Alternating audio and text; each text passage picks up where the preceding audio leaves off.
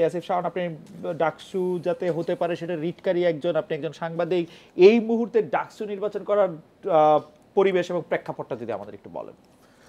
আসলে ঢাকা বিশ্ববিদ্যালয়ে ডাকসু নির্বাচন যদি অনুষ্ঠিত করতে হয় সেক্ষেত্রে সবার আগে বিশ্ববিদ্যালয় প্রশাসনের ভূমিকাটা কার্যকরী হতে হবে।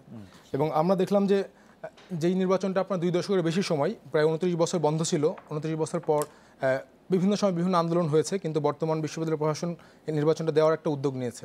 তা আমরা মানে শুরুতে এটা নেগেটিভলি না দেখি, কারণ আফটারঅল এই বিশ্ববিদ্যালয়ের এখন যারা আছেন তারা কিন্তু একটা উদ্যোগ নিয়েছেন, এটাকে পজিটিভলি আমরা দেখছি। এবং আরেকটা জিনিস খেয়াল করেন যে এখন এখানে আমরা কথা বলছি, এখানে ছাত্রদল, ছাত্রলীগ, ক্ষমতাসীন দল এবং বিরোধী রাজপথের বিরোধী দল যারা, তারা দুই পক্ষের প্রতিনিধি কিন্তু এখানে আছে। তো সবার মধ্যে কিন্তু ইলেকশনের একটা আমেজ আমরা দেখতে পাচ্ছি। এবং আরেকটা ব্যাপার যে ডাকসু নির্বাচন কিন্তু শুধু আপনার ইউনিভার্সিটির মধ্যে একটা ব্যাপার না, এটা জাতীয় রাজনীতির অনেক বড় একটা বিষয়। তো আমরা যেটা জানতে পেরেছি, গতকাল ছাত্রলীগের প্রতিষ্ঠাবার্ষিকী উপলক্ষে ছাত্রলীগের শীর্ষ নেতারা যখন প্রধানমন্ত্রীর সঙ্গে দেখা করে এবং তিনিও ডাকসু নির্বাচনের পক্ষে একটা ইতিবাচক একটা মত দিয়েছেন এবং তিনি ছাত্রলীগকে বলেছেন প্রস্তুতি নেওয়ার জন্য।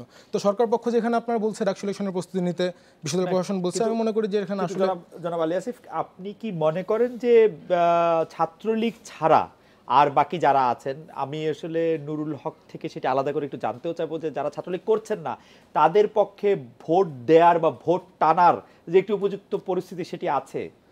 এটা বর্তমান বাস্তবতা একটু কঠিন এই অর্থে, কারণ আমি একটু যদি আমাকে সময় দেন, আমি বলি। কারণ আমরা ইউনিভার্সিটিতে 3টা রেজিম দেখার সৌভাগ্য হয়েছে আমাদের। আমরা যখন ইউনিভার্সিটি ফার্স্ট ইয়ারে ভর্তি হই তখন হচ্ছে আপনার 4 দলীয় জোট সরকারের শেষ সময়টা, তারপর তত্ত্বাবধায়ক সরকারের পুরো সময়টা আমরা পেয়েছি এবং ছাত্রলীগের বা আওয়ামী লীগের সময়টা আমরা পেয়েছি। তো ইউনিভার্সিটির ট্র্যাডিশনটা এরকম, 29 ডিসেম্বর 2008 সালে যখন ভোট হলো তখন কিন্তু আপনার ক্যাম্পাসের সবগুলো হলে ছাত্রদলের সকল নেতাকর্মীরা ছিল এবং ভোটের দিন রাতের পর দেখি যে রাতারাতি আপনার একজনও নাই। ছাত্রদলের যারা ছিল সবাই হল ছেড়ে চলে গেছে নিজেদের মতো। সেই জায়গাগুলো আপনার পরের দিন ছাত্রলীগ এসে সেই জায়গাগুলো তারা উঠলো। তো ইউনিভার্সিটির ট্র্যাডিশনটা আপনার এরকম হয়ে গেছে। এখানে আপনি আসলে এখন যদি ছাত্রলীগ যদি বলে যে ছাত্রদল তোমরা আসো, তোমরা হলে থাকো, তারা আসবে না। মানে ইউনিভার্সিটির পরিবেশটা মনে হচ্ছে যেটা আলী আসিফ শাওন একটা চমৎকার জায়গায় এসেছেন। রহিম, আপনার কাছে আসতে চাই আমরা একদম শেষ পর্যায়ে। আমরা জানতে চাই যে ডাকসু নিয়ে সর্বশেষ আপনাদের ভাবনাটা কি আসলে? আমরা ডাকসু নিয়ে অবশ্যই আমরা ডাকসু নির্বাচন করতে চাই। ঢাকা বিশ্ববিদ্যালয়ে মানে ছাত্রদের দীর্ঘদিনের দাবি, প্রাণের দাবি ডাকসু, 28 বছর হয়নি। আমরা চাচ্ছি এবং সেটি সুষ্ঠু, সুন্দর, সবার অংশগ্রহণমূলক হোক, সবার তার মতামত প্রকাশ করুক, সবাই সেখানে যাক, সবাইকে যাওয়ার সুযোগ দেওয়া হোক। এটি যেন সেটি মানে প্রতিশ্রুতির দেওয়ার জন্য প্রতিশ্রুতি মানে কথা বলা না হয়, এটি যেন সেই আমরা ভয় পাচ্ছি যে 30 ডিসেম্বরের নির্বাচনের মতো না হয়। আপনার অনুমতিতে আমি একটি কথা জানতে চাই যে ধরেন আপনারা ডাকসু নির্বাচনে অংশ নেবেন কি নেবেন না, সেটি আসলে ঠিক করে কে? ছাত্রদলের হাইকমান্ড ঠিক করবে নাকি বিএনপির হাইকমান্ড ঠিক করে? না, অবশ্যই ছাত্রদলের। এদিকে বিএনপির সাথে আলোচনার প্রেক্ষিতে বিএনপি তাদের মতামত দিতে পারে, তারা ইয়ে করতে পারে যে আমরা, কিন্তু আমরাই এটা মানে এদিকে মানে এটা তো আসলে কোনো গণভোট হওয়ার তো কোনো সুযোগ নাই। প্রেসিডেন্ট সেক্রেটারি ঠিক করেন। হ্যাঁ, আমরা সেন্ট্রাল কমিটি আছে, সেন্ট্রাল কমিটি মিলে ঠিক করে।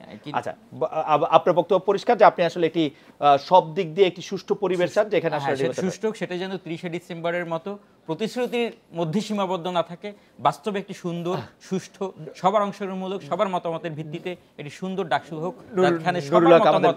আমাদের 40 সেকেন্ড সময় আছে। আপনাকে আমি বলবো, এখন আপনি অনেক আলোচনা হচ্ছে ডাকসুর জন্য সবচেয়ে আগে প্রয়োজন হচ্ছে ক্যাম্পাসের সহাবস্থা নিশ্চিত করতে হবে, সকল সাংগঠনিক কার্যক্রম চালানোর নিরাপদ পরিবেশ প্রশাসনে নিশ্চিত করতে হবে, হল থেকে অবৈধ ছাত্রদেরকে বের করতে হবে। যদিও প্রশাসন সেখানে ব্যর্থ হচ্ছে, কারণ জসিমউদ্দিন আলী কিছুদিন আগে উচ্ছেদ করতে যে হামলার শিকার হয়েছে।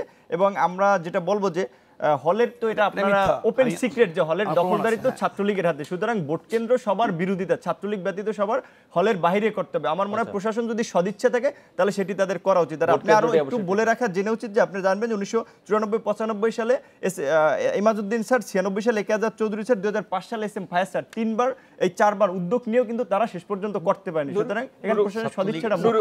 আমার একটু জানার ইচ্ছা যে আপনি কি হলে থাকছেন এখন?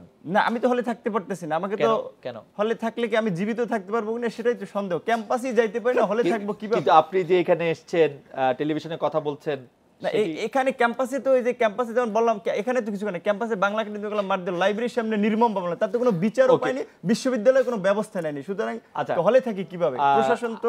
শাওন, আমরা এক লাইন শুনতে পারবো? আচ্ছা, সেটা হচ্ছে ডাকসু নির্বাচন হলে সবচেয়ে বেশি খুশি হব আমরা যারা আন্দোলন করেছিলাম ডাকসু নির্বাচনের দাবিতে। আমরা শিক্ষার্থী অধিকার মঞ্চের ব্যানারে আমাদের বন্ধুরা, আমাদের সহযোদ্ধারা যারা বিভিন্ন সময় বিভিন্ন ফরম্যাটে আন্দোলন করেছে, আমরা সবচেয়ে খুশি হব। থ্যাংক ইউ জনাব